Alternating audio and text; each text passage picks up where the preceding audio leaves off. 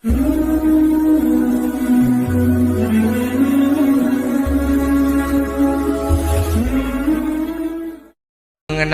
bermakmum kepada imam yang panjang pendeknya salah, badnya salah, apakah kita harus mufarokoh atau bagaimana?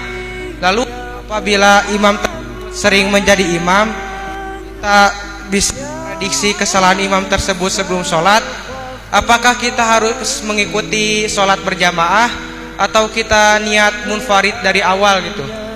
Terima kasih atas perhatiannya. Assalamualaikum warahmatullahi wabarakatuh.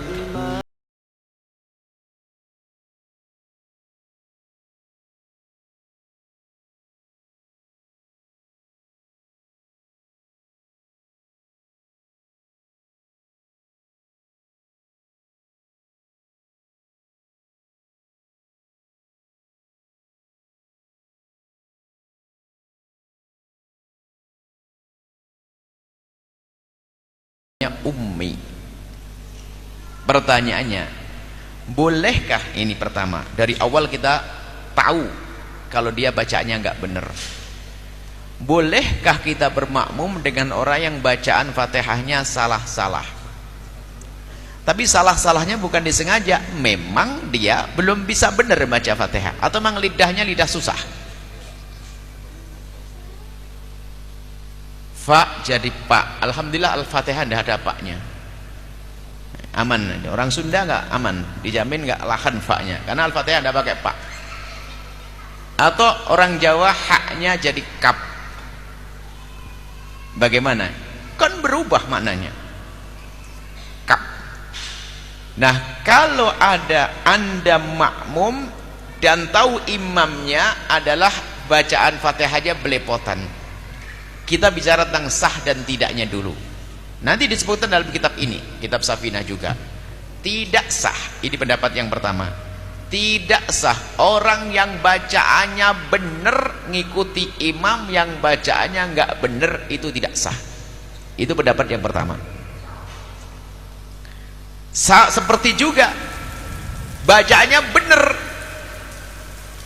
tapi nggak pakai bismillah. Sementara menurut mazhab kita Imam Syafi'i, bismillah termasuk bagian daripada surat Al-Fatihah. Berarti Fatihahnya nggak sempurna. Menurut pendapat yang pertama, jika Anda bermakmum dengan orang yang Fatihahnya nggak pakai bismillah, maka sholat Anda tidak sah. Jelas? Itu pendapat yang pertama. Kenceng. Tidak apa-apa kita ikuti.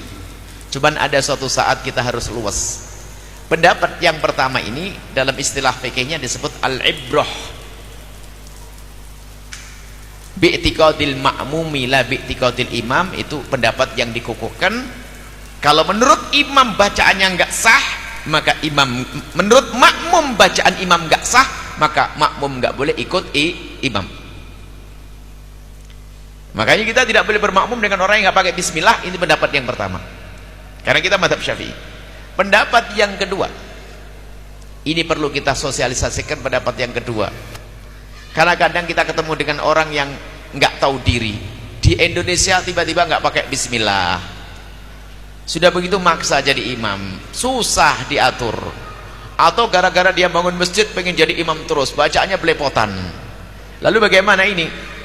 Pendapat yang kedua adalah al-ibrah bi'tiqadil imami. Kalau memang dia sah menurut dia, memang nggak bisa yang lainnya, haknya juga tetap begitu, dirubah-rubah juga nggak bisa, berarti kan sah menurut dia. Selagi sah menurut dia, kita ngikut di belakangnya juga sah.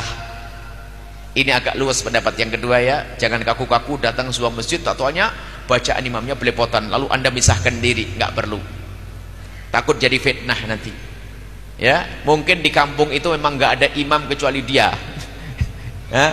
Sudah begitu bacaannya nggak benar, Anda mampir, Allahu Akbar, lanjutkan. Kenapa? Dia adalah memang orang bisanya sampai di situ, berarti sah menurut dia. Karena sah menurut dia, kita pun ngikuti sah. Atau tiba-tiba Anda besok bisa haji dan umroh, amin, tak taunya di Mekah nggak pakai bismillah, Anda tidak perlu mufarokoh supaya tidak membuatkan fitnah juga. Anda ikuti, karena apa? Anda ikut pendapat yang kedua dalam hadis Imam Syafi'i. Karena mereka punya madhab tanpa bismillah, maka atau bismillahnya sembunyi. Kalau bismillahnya sembunyi maka ada masalah, kita sah juga. Ada memang yang nggak pakai bismillah, karena mereka madhabnya tidak pakai bismillah, Anda boleh ngikut di belakangnya. Cuman saat Anda jadi imam, jangan sampai Anda nggak pakai bismillah. Jadi gini, kalau jadi imam Anda yang bijak, maksud bijak adalah selagi Anda di kalangan madhab Syafi'i, Anda harus pakai bismillah. Satu.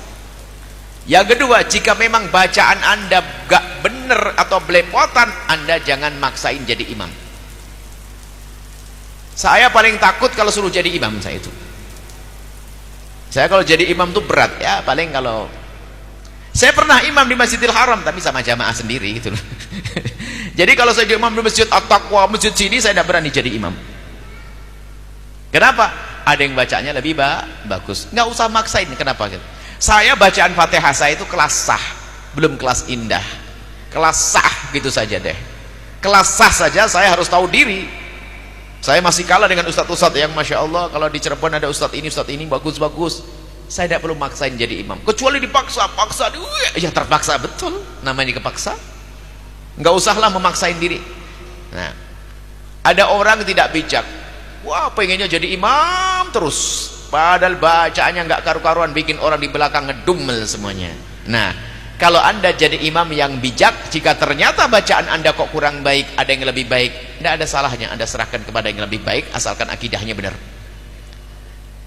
Bijak. Kalau ternyata Anda itu punya imam nggak bijak, maka jadilah makmum yang bijak. Ngerti ngambil pendapat yang kedua, jangan bubarin diri di belakangnya gara-gara imamnya tidak bijak. Pernah saya suatu ketika sholat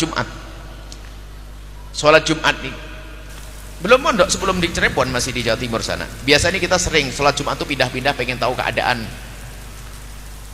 Suatu kita masuk satu masjid di kampung itu, masjidnya bagus, khotibnya nggak jelas ngomong apa, setelah itu baca surat Fatihah nggak jelas, cepet banget selesai, wah enak, cepet. Sebenarnya kita tanya siapa yang jadi imam dengan yang khotib tadi, dijawab sama orang situ, yang imam dan yang jadi khotib itu adalah yang bangun masjid. Rupanya dia bangun masjid pengen jadi kiai, jadi maksa jadi imam, diganti nggak mau, rame kalau dia masalah pergantian. Dia dikasih jadwal sebulan sekali, pas saya datang, selebihnya benar-benar semuanya, hanya dia kok diputus nggak mau, marah rame. Nah, orang bangun masjid pengen jadi kiai, dia tidak bisa jadi kiai, jadi imam. Itu mana namanya imamnya tidak bijak. Karena imamnya tidak bijak, yuk jadi makmum yang bijak. Jangan mufarokoh, takut jadi fitnah. Karena memang semampunya dia seperti itu, sah bagi dia, maka kita pun mengikuti, adalah sah. Baru nanti kalau masih dari awal, selagi masih ada pilihan, milihlah engkau, cari imam yang benar, yang baik, yang tidak bikin ngedumel hatimu. Wallahu a'lam bishawab.